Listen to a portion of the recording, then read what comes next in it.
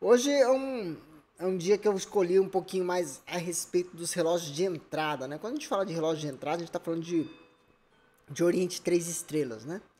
É lógico que, mas tem os relógios quartos. Por que você não fala de relógio quartos? Porque, veja bem, a Oriente, quando a gente fala de Oriente, é relógio automático. Tá?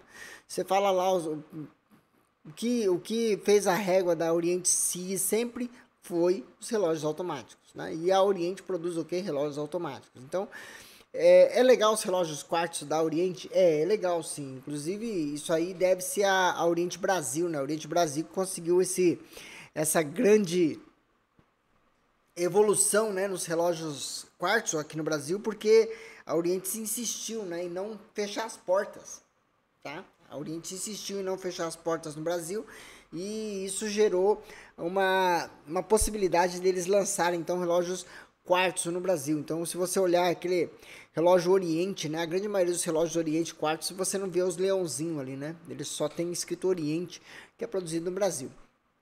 Mas assim, os relógios de entrada que a gente fala que são os automáticos, né? Por mais de 50 anos, quem ditou as regras foi o calibre 469, né? O 46940, o 46941 e o 46943 são os mais famosos entre os calibres. É lógico que existem variações inúmeras do calibre 469, né? Tem o 469N, né? Tem o 469. Existem várias, uma variação muito grande. Tem o Open Heart, tem com indicador de reserva de marcha, e são todos os calibres 469 com complicações diferentes. Então, passa a ser da mesma família 469. Tá? Primeiramente, a gente tem que falar que a família 469 surgiu de uma. Como é que fala? Projeto 9, né? O número do projeto é projeto 9. Tá? 46 é o ano, tá? Mas ele não saiu em 1946, não começou em 1946, tá? Lá no Japão a contagem de tempo acontece de uma maneira diferente, tá? E como é que funciona a contagem do tempo lá no Japão? A contagem do tempo, lógico que eles utilizam o calendário gregoriano, porém lá também se utiliza muito o calendário do imperador, né? Então, no caso, na época que foi lançado o calibre 469, nós estávamos no período Showa, né, do imperador Hirohito, né, ele seria o 46º ano do Império de Showa, ou Império do reinado do imperador Hirohito. Então, 46 anos do imperador 46, mais o projeto 9469, esse seria a origem, né, a origem então do 469. Tá? O 46940, na verdade, era uma cópia quase absoluta do 7005 da Seiko. Então, quando você olhava assim, você falava, parece um Seiko, né? Quando era exatamente, né? Já o 46941, que daí sim, ele trouxe traços originais pro calibre, né? Mas ainda assim fazia parte, como é que fala? Era uma inspiração direta do 7005, né? E o 46943, né? Aí já uma variação, como é que fala? Onde eles chegaram ao mínimo necessário, a qualidade mínima necessária para que o relógio continuasse funcionando com uma certa qualidade, né? E talvez seja o calibre com mais longevo, né? Vamos dizer assim, o 46943. Que ele foi produzido até mesmo em 2019, 2020, ainda saía relógios com o calibre 46943. Né? E é interessante dizer que esse calibre foi o que enfrentou a mais severa prova, né? Que eles lutaram bravamente contra os calibres quartos. Né? E o fato do 46943 ter sobrevivido a essa luta, né? Prova que a Oriente tinha uma ótima como é que fala? Uma ótima qualidade, vamos dizer assim, né? Lógico que as vendas da virada do século nem chegavam perto das vendas que aconteciam na década de 70, né? Por conta da proliferação do relógio quartzo, né? No Brasil, e principalmente pela redução de preços dos relógios quartzo, né? A grande vantagem que a Oriente teve nesse período aí foi a questão da hiperinflação no Brasil. Por conta da hiperinflação aí, os relógios quartos começavam a crescer muito rápido o preço por conta que eles eram muito atrelados ao dólar e isso acabava gerando um custo astronômico, né? Como é que fala? Custo Brasil, vamos dizer assim, era muito alto. Então isso ainda fez dar uma sobrevida, porém, infelizmente com a chegada do real, né, os calibres 469 e 43 precisaram ser reestudados, vamos dizer assim. Tentaram fazer várias modificações no calibre, tentaram fazer várias modificações até mesmo no projeto do Oriente 3 Estrelas, porém sem muito êxito, vamos dizer assim, sem muito êxito, né? Não sei se não sei se alguém de vocês já viu, mas existe um 46943, um Oriente 3 Estrelas com fundo de pressão, tá? Também já vi também 46943 Oriente 3 Estrelas com caixa de metal cromado, tá? Existe também alguns calibres da década de 70, da década de 90, que eles também tentaram mudar o 46943, ao invés de utilizarem aço, eles utilizavam metal cromado. Então foi feita uma série de experiências em cima do 46943 para que ele conseguisse uma longevidade, um preço mais atraente contra os calibres quartzo, tá? E no final das contas ficou o 46943 em caixa de aço, com todo feito em aço, com pequenas variações, porém foi o que mais deu certo. Então a qualidade mínima necessária foi mantida, né, para poder sobreviver até 2021, tá? Quando foram sair os últimos relógios com 46943. Aí entra a grande questão, né? Desde 2017, quando a Epson assumiu o controle da Oriente, né, uma das primeiras coisas que o novo CEO da Oriente, que foi designado pela Epson, fez foi justamente olhar os pontos fortes e os pontos fracos da Oriente, né? E então, como o maior ponto forte da Oriente era os calibres 46943, de imediato ele pediu que fossem reestruturados, lançando um novo modelo 46944, né? Porém, a hora que eles olham para o CEO vai até a Oriente, vai lá, olha, dá uma olhada na fábrica, ele fala assim, não é possível que vocês conseguem construir um calibre tão preciso com máquinas tão velhas. Foi uma das coisas que mais espantou o CEO, e isso está numa entrevista que ele deu para uma revista no Japão, né?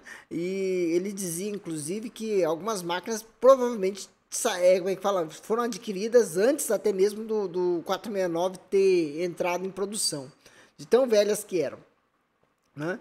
Então a primeira coisa que ele fez assumindo a Oriente foi justamente um novo plantel de máquinas, né? E isso gerou a primeiro grande ganho da Oriente. E o segundo grande ganho foi justamente, tá?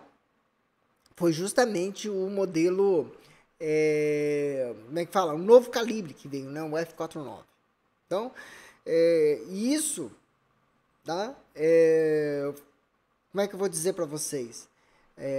A Seiko viveu isso na década de 50, tá? Enquanto os seus principais rivais, que eram as empresas suíças, que ficavam na Suíça, né? Como eles ficaram durante a Segunda Guerra Mundial, eles ficaram neutros, então não houve muita defasagem no maquinário das empresas suíças. Então as empresas suíças continuavam trabalhando nas suas prensinhas lá, centenárias lá, fazendo um relógio de qualidade. E a grande vantagem da Seiko frente às empresas suíças na década de 50 era justamente as máquinas novas, que davam mais precisão, maior rapidez de produção, e isso acabava gerando uma melhor qualidade das peças produzidas pela Seiko na década de 50.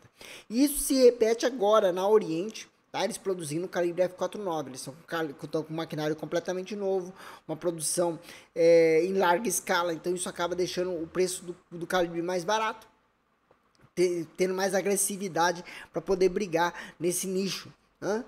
E aí entra uma questão que todo mundo pergunta para mim: o 469 é melhor ou o F49 é melhor, né? Em primeira mão, né, quando perguntaram isso para mim há 2, 3 anos atrás, eu sempre fui muito cauteloso em dizer. O seguinte, né? Não é possível avaliar um calibre por causa de 2, 3 anos. Não é possível. A mesma coisa vale para o 6R35, para os outros calibres qualquer. Não tem como você avaliar se ele vai ter uma durabilidade grande somente com uma análise de 2, 3 anos. Né? Sabendo que o 469 já está sobrevivendo há muito, muito mais tempo, né? 20, 30 anos aí sobrevivendo, 469, 43, então é uma comparação desigual, vamos dizer assim, certo? Só que agora, depois de 7 anos de produção, 6 anos de produção do calibre F49, a gente chega a alguns vereditos aí que são importantíssimos na hora de você citar uma comparação entre o F49 e o 469. Né? Em primeiro lugar, a gente, numa primeira análise rápida, a gente pode perceber que o F49 é mais preciso.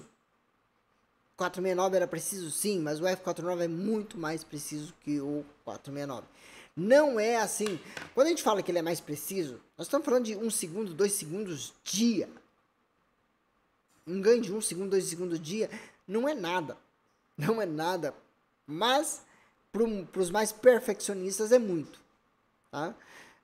Vamos citar assim, ele adianta, o 469 dá uma diferença de 10 segundos, o outro está dando 8. Não é muita coisa, é uma diferença irrisória, vamos dizer assim. Porém, ele é mais preciso com toda certeza. Tá? A gente tem notado isso com todos os casos. É lógico que existem pontos fora da curva que acabam dando um pouquinho mais e outros até um pouco menos. Caso, por exemplo, de um cliente que relatou que o dele estava dando 2 segundos dia. Né? Isso cabe lembrar que o teste tem que ser feito em 3 posições diferentes, né? Na horizontal, na posição 6 horas para baixo, né? E na posição 12 horas para baixo. Então, as 3 posições você tira uma média e aí você consegue colocar a quantidade de tempo de precisão que o relógio pode ter. Certo? Então, dependendo da posição que você está trabalhando com o relógio, isso vai facilitar mais ou menos a vida útil do seu relógio, dando mais ou menos precisão, certo? Mas assim, a gente tem percebido que o F49 tem sido muito preciso, dando ganhos muito significativos comparado ao 469. Esse é o primeiro ponto positivo para o F49. Segundo ponto positivo para o F49, isso aí eu vi logo de cara quando lançou o F49, que era o calendário do mês, não, o calendário da semana, perdão. O calendário da semana era um grande ganho, né, para o relógio Oriente 3 estrelas. E por que era tão bom ter uma chave única para você mexer o calendário da semana, visto que o relógio 469 sempre teve o segundo botão na posição 2 horas, né? E agora, sem esse botão, a transferência do calendário semanal passava a ficar para a coroa central. Qual é que é o grande ganho de causa disso aí? Primeira coisa, impermeabilidade. Tá? Você tem um buraco a menos no relógio, a possibilidade de ter menos borracha para trocar. Tendo menos borracha para trocar, maior como é que eu vou dizer? A impermeabilidade do relógio. Segundo ponto, né? De cada 10 relógios, 9 sofriam esse problema, que é a quebra da alavanca de calendário. Tá? Por quê? Porque a pessoa às vezes estava ali, acabava batendo sem querer o botão ali na hora que estava trocando, e isso aí acabava gerando o quê? Acabava estragando a roda do calendário. E estragava, e aí você tinha que substituir a roda inteira, né? Por conta de um aperto errado. Então, muitas vezes a pessoa relevava e deixava ali o calendário parado, às vezes. Então, isso aí foi um grande ganho, porque isso acabou. Né? Com o F49 zerou esse problema do calendário do Oriente 3 estrelas, que já estava virando crônico, né? Era crônico isso, tá? Terceiro ponto crônico que o F49 tem, que o 469 ajudou muito, tá?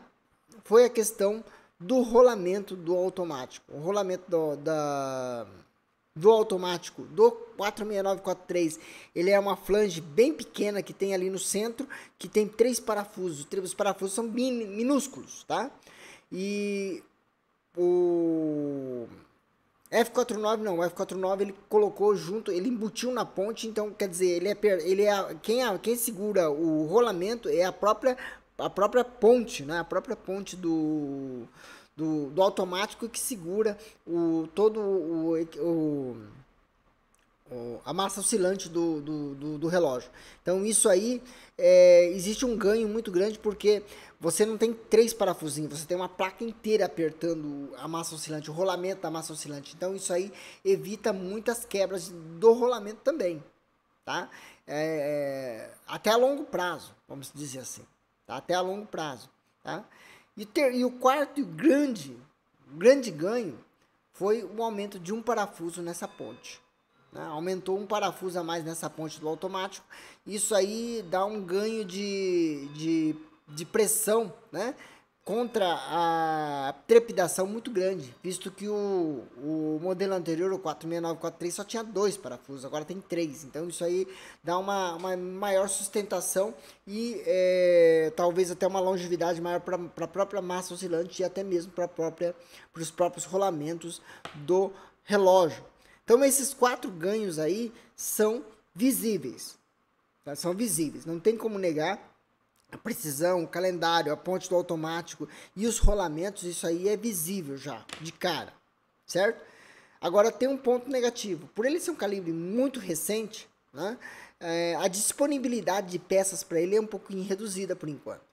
Tá? O 46943, você quebrou uma ponte, você quebrou um rubi, você quebrou um rubi, por exemplo. O cara quebrou um rubi no 46943, ele nem vai comprar outro. Ele vai na sucata ali, cata ali, já troca para você e já manda você embora. Tá? Não vai pegar um rubi novo, não vai pedir um rubi novo. Ele simplesmente vai pegar um rubi de uma placa, de uma ponte que já está descartada. Tá? Isso aí ajuda muito quanto à reposição de peças. Tá? Já o F49 você não tem peças sobressalentes sobrando por enquanto. Por quê? Porque é um calibre recente, vamos dizer assim. Você não tem muita... Quando você tem uma coisa muito nova, você não faz estoque de peças para poder consertar o relógio. Você vai comprar peça de reposição para um relógio que não deu problema ainda? Não, você tem que esperar, né? Então, provavelmente, agora nos próximos 5 anos, já começa a ter uma distribuição maior de peças para esses calibres. Isso vai ajudar bastante, principalmente para os relojoeiros de plantão. E aí, pessoal, gostou desse corte? Esse corte aqui faz parte de um dos vídeos que a gente fez, de uma das lives que a gente fez no Oriente-se. Se você gostou, não esquece de deixar seu joinha. Eu agradeço demais por ter assistido até aqui, tá? Um grande abraço, fique com Deus e até a próxima!